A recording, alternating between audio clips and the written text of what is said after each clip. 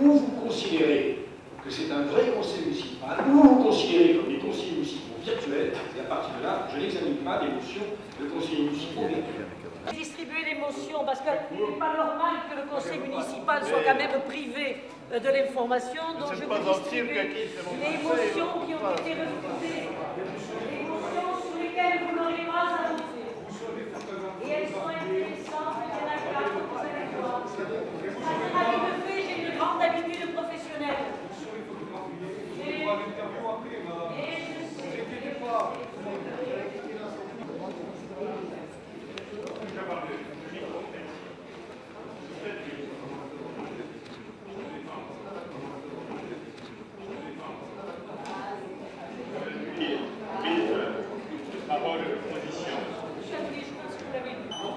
Alors, les 5 sujets qui étaient soumis au vote de notre Assemblée, c'était 1, le soutien à l'Université de Perpignan, qui en a grand besoin et qui est abandonné par l'ensemble des acteurs politiques de ce département.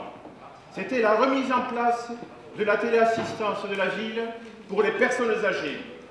C'était des observations sur Perpignan à vélo le dimanche par mois afin d'aider nos concitoyens à s'habituer à ce mode de déplacement doux.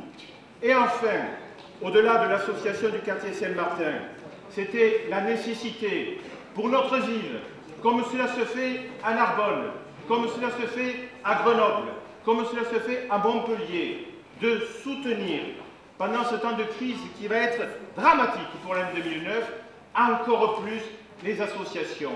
Et si vous avez des réflexions à faire sur la politique du Conseil général, que ne demandez-vous pas au vôtre d'intervenir?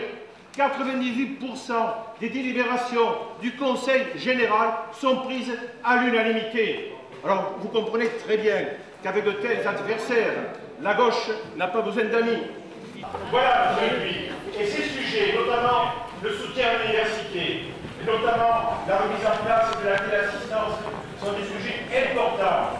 Et si vous ne souhaitez pas, si vous ne souhaitez pas mettre au vote notre motion en ce qui concerne l'université, rédigeons une afin que l'on sache, y compris au gouvernement, que l'université de Perpignan n'est pas abandonnée.